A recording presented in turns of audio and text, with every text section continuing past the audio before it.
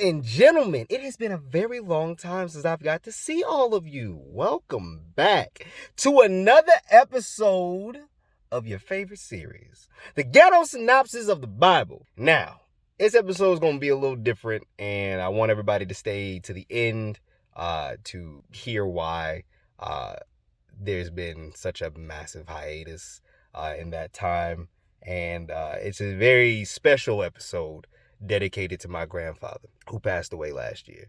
So stay tuned to the end to watch that, please. Now, with that said, let's carry on to why y'all here. I know it's been a while, so let's get a little bit of a recap as the last time what was going on. So if everybody remembers correctly, and if you watched the re-uploads I just put up, last time, if you remember, there was like 7 kings, and they was beefing with some other kings. Somebody got robbed, got beat up, squad out, I don't know, something like that. So in the process, Lot got taken. So Abram and his boys said, "Regulators, mount up." And then they went out there, squatted up, dogged out some people, and then got their boy Lot back. Lot decided to bounce and didn't come back with Abram, and Abram was offered some stuff. And he said, "Nah, dog, Lord said that I don't really need none of all this. I don't want none of this.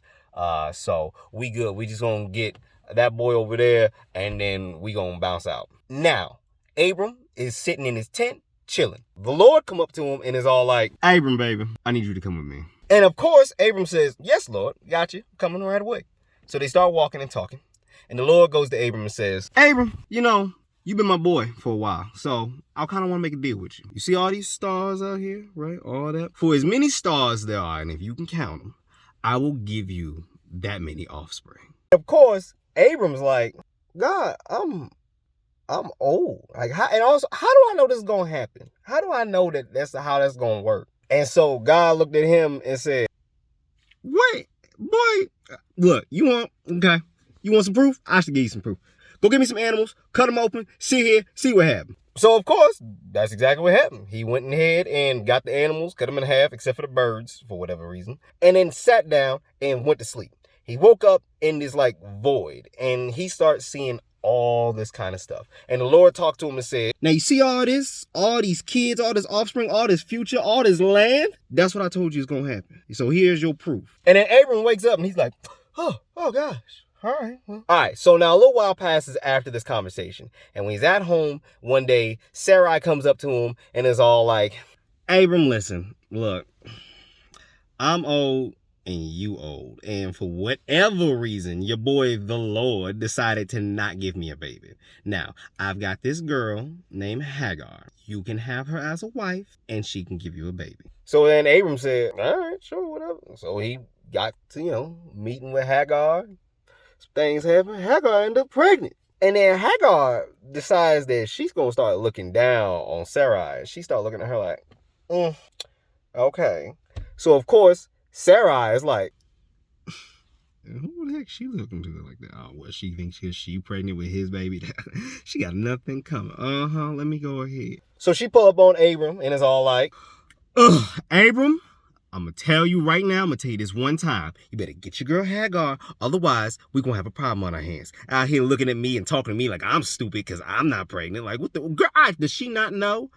Abram, does she not know who she messing with? And of course, Abram like, "That's your slave. Like, I ain't got no say so. You handle her however you going to handle it." So, of course, that's exactly what Sarai does. So she go ahead and pull up on that girl. See, you was talking all that stuff. Guess what, baby? You still belong to me. Now, get this belt off. And of course, Hagar's like, took off running, right? So she left. So then while she's out, somebody pulls up on her and is all like, "Hey there, baby. Hey, how you doing? What you doing all out here in these neck of the woods?" And Hagar is all like, "My mistress, she tried to hit me. Because I was out here looking at her because she had all of this attitude because she can't have no babies. So I'm not going back. I'm not going to have this. She is not going to put her hands on me. I am Hagar, the wife of Abram." So that person who's talking to her so happened to be actually an angel sent from the Lord. And he said, "Dang, girl, that sounds real crazy. So listen, we gonna have to talk about this. I came from the Lord. I'm an angel. How you doing? And he got plans for you and your son. By the way, you gonna name him Ishmael. You gonna have to kind of go back to the house. I understand. Look, we'll get it taken care of on our end. I need you and Sarai to go ahead and chill out. Stop looking at her crazy like she less than. Obviously, we'll go ahead and square up on you. She don't care if you got a baby in there or not. Chill out. Everybody relax. Watch your mouth. And going back to the house. So Hagar goes back to the house. Sometime later, Ishmael is born. And after Ishmael is born, the Lord decides to pull up on Abram again and says, Abram, baby, we need to talk. Come with me again. So Abram puts his little ball down and he was hanging out with Ishmael and said, right away, sir. Be right there. And they go ahead and go walk off and talk. The Lord sits there and talks to Abram and says, all right, playboy, so listen. Abram, I like you. I really do. And because of that, I'm going to make another covenant with you. First order of business, number one. Your name is no longer Abram. It is now Abraham. Second, your wife's name, Sarai. Her name is now Sarah. Okay? That's just the basics part. The covenant deal is that I will give you another son through Sarah in exchange that your entire lineage from this day forward, everybody needs their foreskins cut. Everybody. You own them, you bought them in the house, like they work for you, whatever the case is, everybody's foreskins is cut, including yours. And Abraham is like, dog, we old. Like, do you know that? I'm like 99 years old and said, what, I'm going to have a baby at like 100? And Sarah's going to have a baby at 90? All right, man, sure, whatever. That's the deal. I'll take the deal. That's fine. What about Ishmael, though? And the Lord tells him, look, don't worry about Ishmael. I got all that taken care of. We got him. He's good. He gonna be like a donkey of a man. We got it. It's fine. Cool. All right. Later, playboy. See you. So that's what happened. So Abraham went back to the house.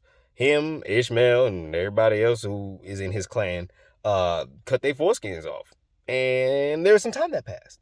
Sometime later, the Lord pulls up to Abraham's house again, and this time brought his boys with him. And you hear at the door, right? And then Abraham wakes up and is like, who knocking at the door this early in the morning? And then he goes, the Lord, oh gosh, sir, I didn't know you was coming.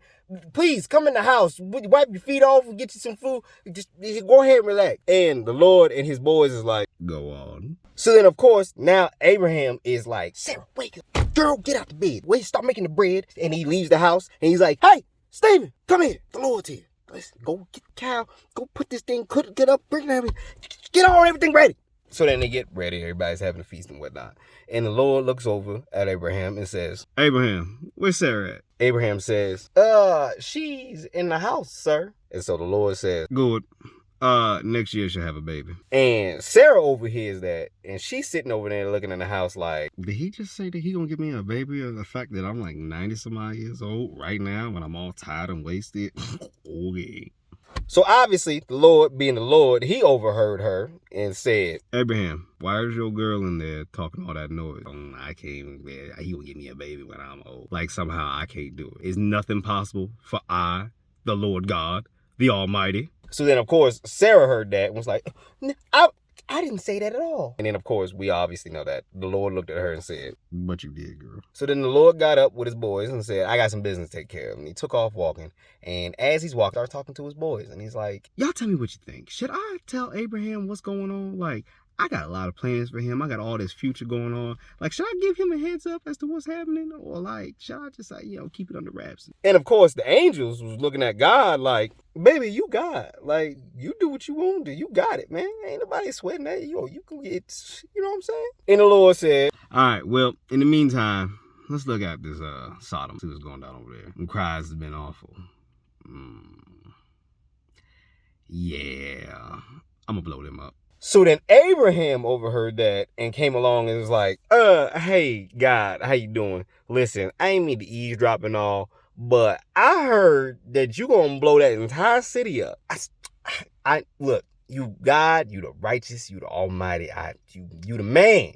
So I'm just saying, like, if there's some good people down there, are you just gonna like blow them up with the bad folks? Like, what happens if there's 50 good people down there? Like, you gonna blow them up too? And of course, the Lord says, Abraham, if you can find me 50 good people down there, I will not blow that place up. And then Abraham starts scratching his head like, he said that a little way too confident. And then so he started thinking and goes, I got you. But what if, don't get mad at me, okay?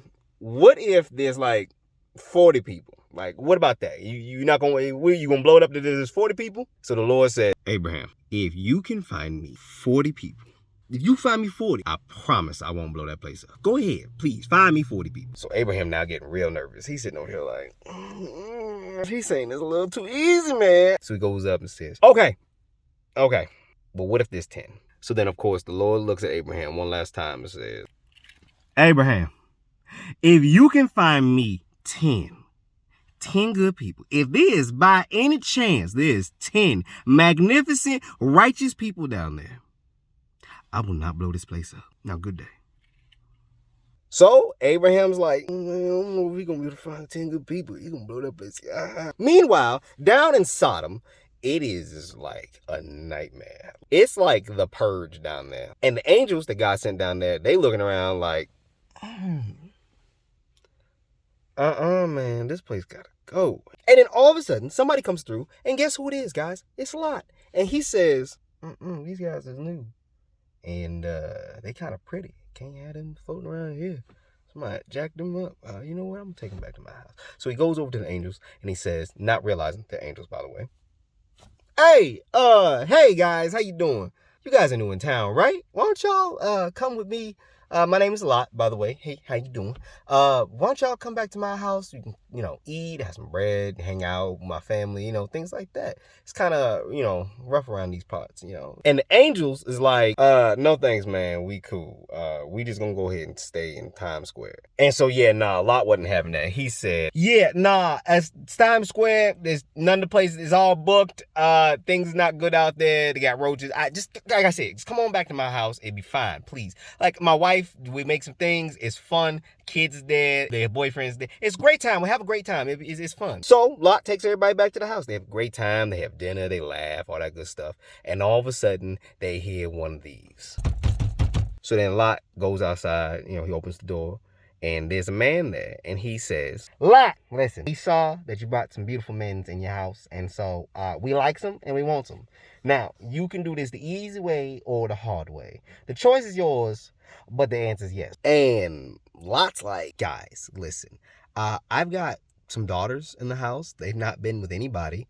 You can have them instead. Don't do this to the guys. They're new. And the girls in the back is like, Dad, why? So he says, guys, look, we can talk about this, right? We don't have to go this way. And that man says, so you want to do this the hard way. And then, of course, they start scuffling and trying to fight him. And then Lot feels somebody, snatch him back in the house. And there's a giant flashbang that goes off. And he's like, what's happening? Everybody's grabbing at the door. And the angels come up to him and was like, listen and listen close. Me and my boy here, we are angels from the Lord. We are about to blow this place sky high. Now, you and your people did us right, and for that we want to give you a hand. We want to save your life. So get your peoples and get out of here, because it's about to go down.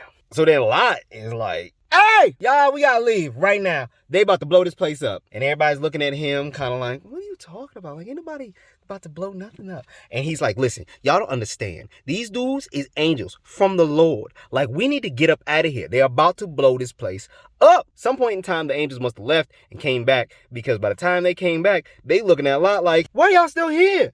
I done told y'all to leave. And Lot's like, I can't get him to leave. I done told him already. And that angel's like, boy, what? I don't get up out of here. So he snatches Lot, his wife, and his kids up and says, now look here, y'all need to run far away from here. Get as far as you can. Get to the hills. Why don't you? Do anything you can to get so far away, because we are about to blow this place to smithereens. Do you understand me? And then Lot is like, the hills? Come, man, that's a little too close still. I feel like this is about to be bad. How about we go to this town? There's a nearby town. Can I go over there and we just stay there and be safe? And the angel says, fine, I'll let you guys go to the town. I'll know when you get there. Just whatever you do. I need everybody looking at me. Everybody look at me. Everybody look at me. Go. Do not, under any circumstances, look back at what happens here. Nod your head if you understand. And then everybody's like, We get you. So then they all take off and they get to the town. And then when they get to the town, as they're pulling in, Lot's wife decides to say, I wonder what's going on back there. Right as the Lord and the angels is blowing that place with some Sephiroth meteorites. And because of that, she got turned to a block of salt. I was kind of into that. She was disobedient and got turned to a block of salt. So what ends up happening is that Lot and his daughters is in this town, and he's like, we can't stay here, y'all. So we're going to go up to the caves. And the girls are like, the caves? So they go up to the caves, and they up there for a little while, and they kind of looking at their dad, and they looking at each other, and then they kind of look at their dad, and they look at each other, and they go, we ain't got no boyfriends no more, and we ain't got no kids, and dad's the only guy here. And the other sister's like, you know dad's not gonna let this go down, right? And the other sister's like, yeah, we're gonna have to get him drunk. So that's what they did. They got him drunk for like 2 nights, and then, some stuff happened, and then they got pregnant. And they kids went on to be like leaders of these clans. Listen, guys, there's a lot of names, and I've omitted a lot of them because I am awful at names. These are the names you're gonna get because there's like Canaanites and Mennonites and Metabots and some other stuff. I don't understand. There's a lot of names. So yeah, that's the synopsis. Like there's a lot that happened. Let's see. Abraham made 2 covenants with the Lord, got 2 kids out of it. They blew up Sodom, saved Lot and his family. Well, the moral of the story is that all things are possible through God himself. He told Abraham, like, look, brother, I'm going to give you kids. And what happened? He had kids. He says, I will save people from absolute utter destruction. And that's what he did. And those who did not listen, Lot's wife, in her case, was turned to a block of salt. It pays to just have faith in the Lord and be obedient. So, tune in next time for another episode of the Ghetto Synopsis of the Bible, where Abraham makes a deal with God and decides that he's going to go kill his son. So yeah, we'll see how that goes. Now, with that said, this is going to end a little differently. On to where I've been over the last year. It has been about a year and some, probably about a year and a half, since I've made the last episode of the Ghetto Bible, the Ghetto Synopsis of the Bible. In that time, shortly after I posted the episode 3, my grandfather died in June, unexpectedly. And so this is the reason why it's been so hard was maybe about a week or so before before he passed, my mom had posted the episode 3 of the Ghetto Bible on Facebook. And one day I randomly got a phone call from my grandpa and I missed it. And so talking to my mom, and she's like, I told her, I said, oh, grandpa called me. I got to call him back. She goes, what did he call for? And I'm like, I don't know. I missed this call. So I'll find out. And she goes, wonder if he saw your videos. Now, there's some things about my grandpa that you guys, some of you might know, of course, and others don't. My grandfather, he was a man who knew the Bible inside and out. He probably caught him on Channel 12, tall black man who was, preaching the word on TV. I don't know what that is called here, but that's what he did. So he knew that Bible inside and out. And never in 1,000 years would I have ever thought that my grandfather would ever catch a whiff of my my videos. Like, I wasn't even completely sure that my grandfather knew how to use Facebook, let alone the fact that he would find any of them. And so I tell my mom says, like, what if he saw one of your videos? And I'm like, huh? What do you mean? What if he... No, grandpa doesn't know. He ain't gonna see one of these videos. Hey. So I kind of quickly dismiss it. And on my way home, I call grandpa back, and he goes, grandson! Now, anybody who's ever met my grandfather, y'all know exactly how he talks. That's exactly what he sounds like. He goes, grandson, I saw one of your videos. And I said, oh, gosh, he saw my videos? Oh, man, this is so much pressure right now. Like, I'm just being goofy and just saying, just goofing off, making goofy videos and whatnot. And I'm like, oh, yeah? How'd you do that? And he says he saw them on Facebook, said that they were popped up on his feed, and he watched it, and he absolutely loved it. He said that he was so impressed and that he not just watched the one video, but went back and watched the other two I had done. And he started asking me all these questions. He says, well, what drove you to do this? Like, how did you start this? How did this come up? Like, how did you know to make these certain things? He said, I paid I paid a consultant to tell me how to create videos and what time to use. Like, how did you do this? Why did you start this? And he's so happy and over the moon to have to hear about all this.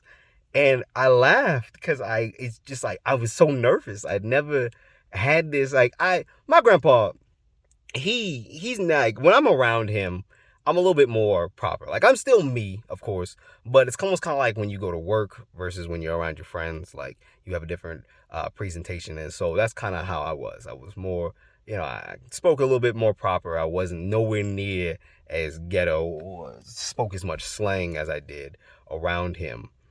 Because he was more proper. I mean, both my grandma and grandpa, they're a bit more proper, and so I definitely didn't want to just be some goofy little hoodlum around them like that. So for the fact that my grandfather has seen me in this light and playing up and just having a good time and just being goofy like that, and the fact that he's so excited and so astounded, amazed by it. I was kind of nervous. I was like, Grandpa, this is a bit that I've been doing in the house for a while. And so I finally, everybody had been telling me to go ahead and make a video about it. So I went ahead and did it. And he's like, what? Why? Like, what about that? I said, well, my thing is the fact that the Bible is a big book. Like, nobody really wants to listen to it. And there was a lot of things that I heard in church and didn't really agree with or understand. And so it wasn't until I read the Bible for myself and found out that there are some things and some interpretations that are sometimes moved around depending on who is reading it. And so I got to read things for myself, and it opened up my eyes differently. And so because of that, I wanted to share that information with everybody. But when it comes to church or the Bible or religion, people kind of like tune out. They're not going to really listen to it. So being me, I'm not good with names or being able to quote things verbatim like that. Like, I'm awful at it. And so I just naturally started just making stuff up as I started talking, so I just made it. I found what is the easiest way for me to give you the synopsis of this story. And that's exactly how this started, was that I was just trying to find the easiest way to tell some of my friends and my family, or it would start out as a joke, or I say, hey, man, y'all ever actually listened to the story of Sodom and Gomorrah, like what really went down? And then I began to explain things just how you guys have seen for the last 3-4 episodes. And I'm paraphrasing here, as we all know, that's what I do. He first starts out by saying, I'm so proud of you. And then he pauses and says, no, I can't say I'm proud, because, that's something that the Lord doesn't want us to be prideful. But I'm so happy and so excited to see what you do with this. He said, I think that is an amazing thing to do, and you have the ability to reach people who would never in 1,000 years ever read this Bible or hear these words. And it's interesting. He said, and you're funny. And it was so funny to me to hear my grandpa say that I was funny about it, because I have a very, I didn't realize his humor was that in that bracket. Like, my grandpa's jokes were every dad joke you could possibly imagine. Like straight up, like,